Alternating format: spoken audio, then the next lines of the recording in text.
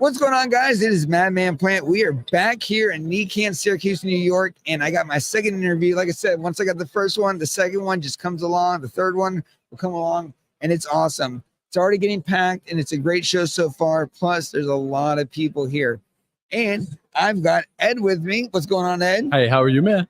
I'm doing excellent. Always a great day when I'm out here with my booth, being able to talk to the general public. It's what I look forward to and what I really enjoy. So we're going to talk about cannabis. You're a home grower. Yep. You got something in the works with gaming. Yes, I So do. where do you want to start? Well, where do you want to start, man? Tell me how this normally works, because I've never been in front of this type of situation. Okay, so how the podcast works is we're Smoke Busters Podcast. Okay. So if you look behind us, you see this big giant joint breaking the stigma. So that is our mission. One joint at a time, one person. We're breaking the stigma of cannabis. And what we do truly focus on is mental health, home growing, and then ultimately smoking cannabis, and how those all tie into better lives, green living, quitting addiction, dealing with trauma, really taking control of your life. And that's really what the platform is about. Is our philosophy is, how do you grow a great garden if you can't grow a great person? And all the time, money, energy, resources necessary to put into that garden, if you put into yourself, you'd have the same results. But most of us like our gardens because they represent instant gratification. I only got to wait 8 weeks in flower. I only got to veg for 4 weeks, so I can see that happening relatively soon. When we work on ourselves, we don't always see that change like we do in our gardens. So it's the concept that we're leaving a lot on the table by just worrying about our gardens and not our mindset, because both need to grow. Yeah, man, you grow a garden with love. You got to take care of your plants, or your plants aren't going to take care of you. Yes. So I've been growing for like 4 or 5 years now, and I failed a lot. But now I grow some phenomenal exodus trees. Anyways, but so I'm still conditioned to have to be worried about talking about that. I live in New York. I'm a medical patient. I can talk about that. It's completely legal. However, like he said, these are the mental health aspects of it. When you grow up in a society where it's, prohibited and it's illegal and the cops will beat you up over it, you still feel that PTSD of talking about it years later. However, anyways, now that it's been legal for years and everybody's capitalizing on it, and it's just the in thing right now, I thought to myself, like, all right, how do I get involved with this? And what's the aspect that people aren't hitting? So I decided that I would start making video games. And actually, I went to school for analytics, right? Oh, very cool. Okay. So analytics, wonderful, great thing. I think everybody should go to school for it. Everybody would be doing phenomenal right now.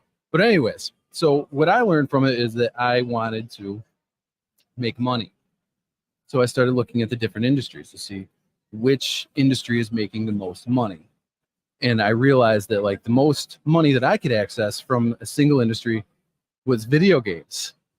And the flow of money in the gaming industry is just absolutely incredible. Yeah. So I started using analytics to realize, all right, what do I already know about, and what do people who play video games, what do they absolutely love? They like smoking weed. Pretty much everybody almost everybody who plays video games smokes a whole bunch. Here on Discord, you all know who the bong rippers are, the joint smokers, everybody. Yeah, well, me too. So it was given that the cannabis industry and cannabis is something that I know very much about, and it has like you said, trauma. That's just something that's been synonymous with my life, because it's what happens. We live in Syracuse, and that's what it is here. And without weed, I'd probably not be such a friendly person. I feel the same way. Now, with you growing and everything, did you smoke before you started to grow, or is growing? Okay. Oh yeah, I didn't get the pleasure of growing my own marijuana until years after I started smoking. I'm one of those like neurodivergent ADHD kids all over the box, Yes. They whatever. So, I generally smoke a bunch of weed just to feel normal. Yep. Which is okay. It's okay not to be okay. Anyways, so then I got to grow my own weed, and I got to understand how wonderful that is, to be able to have your plants and just sit there and sit with them and smell them and know and see how pretty it is on the plant before somebody rips it down and tears it up and stuffs it in a bag And it's a wonderful thing that I hope everybody gets to enjoy at some point. And I don't have the opportunity to grow right now. Like the season's over. The outdoors been harvested. And, Oh, you're outdoor. Oh yeah, I'm a big Okay. outdoor guy.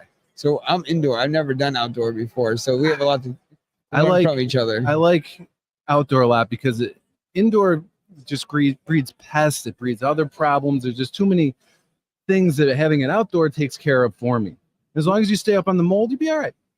What about bud rot? I dealt with some bud rot with some of my outdoors on my deck. Now these are in 5-gallon pots. They're not in the ground or anything. I totally get that. You just got to pay attention to them. You got to be on top of it. Spray them with some hydrogen peroxide.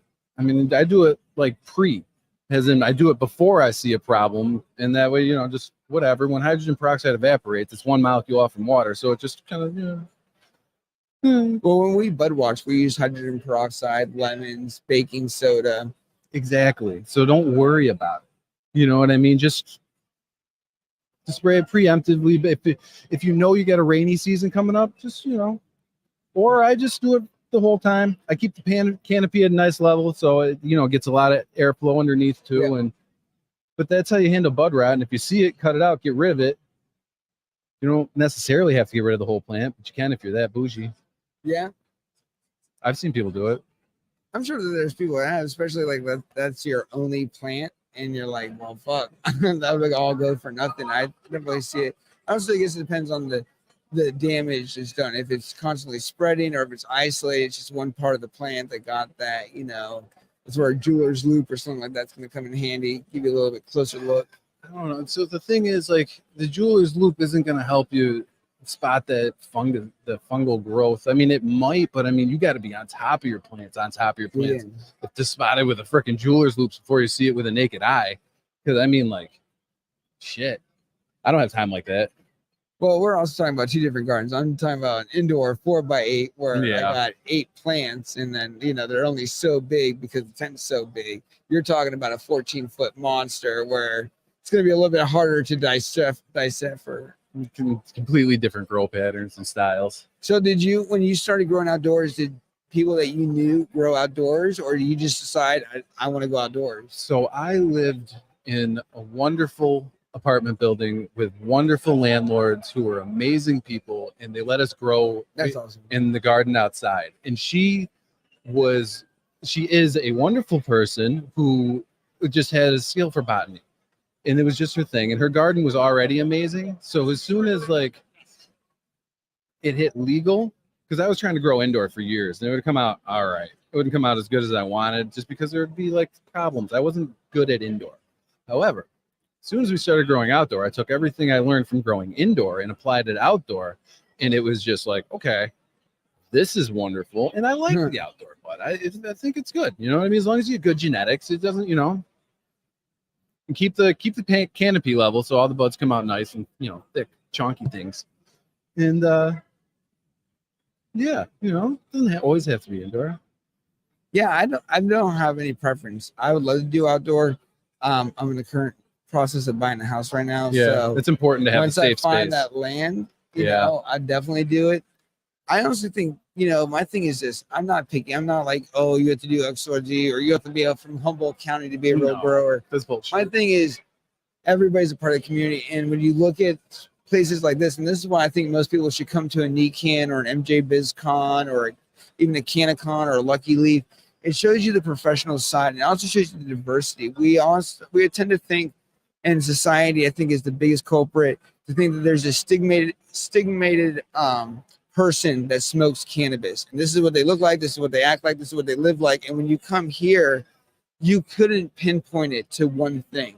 You have so many people, old, young, people in science, people just smokers, people in technology, people in business. You have a wide range, and I really believe this is the future, when we can say, okay, the plant is one thing, but the science, the education, the resources, the monies, the things that we can do beyond the plant is entirely different. Video games, for example, you know what I mean? So it's just cool to be here because it is literally a who's who of who's in the community. Whether you just popped your first seed or smoked your first joint, or whether you've been doing this for hundreds of years, which you have. My point is, it's just a great community, and I think you see the future here versus out on the streets where it's stigmatized and it's not what you see here. The future is everybody being nice to each other. Yeah, that's what it treating is. people That's like a where fucking it's going. human being. That's where shit's winning. These are the people that make it places and want to work with each other. Yeah, you know what I mean. That thing you talked about in the beginning there of people with stigmatism, smoking weed, and just being like genuinely rude and shitty. I don't think that's going to last much longer. I think now that society is sick of that type of behavior, and we all want to be comfortable at work. We're going to start seeing more people, excel, who are just nice to everybody, because that's, from what I've seen, that's who really makes it. Like, for instance, say you're hiring an attorney. Yeah. Do you want to hire an attorney who's going to be an asshole to the judge? Or do you want to hire an attorney who knows how to be polite and thankful and courteous? And he makes you feel good because he makes the judge feel good. And the judge wants to do good things for people who make them feel good. Yeah. So, I think the stigmatisms are dropping right and left because the people who are nice to everybody win. I definitely agree. Well, what I want to do is invite you on my 2-hour podcast. We do it every Wednesday. You just go to my website, you sign up for free, and I get you on. And once the final release of the video game and everything is ready, I would love to come on and maybe even have you play the game for us and do like a full demo. It's a 2-hour segment, so you could really get in deep. I think people would love what you have working on, and I would love to be one of the first people to help you spread the message of what you have going on. Thank you, bro. Yeah, I appreciate it. I really do. Thank you. Well, Ed, I appreciate you. Guys, we have more podcasts coming your way. Obviously, we're not going to talk about the game right now, but where can people follow Ed? I have nothing. I have my Facebook. Oh, I'm literally just out here talking to people. I found out about this event yesterday, and I've just been working, at home for 3 years making this game. And I'm wildly unprepared. Well, you came to the best place. Here you can find anybody. So we will see you guys very soon. Have a wonderful day and stick around because it will shan't be long for our next interview. Peace.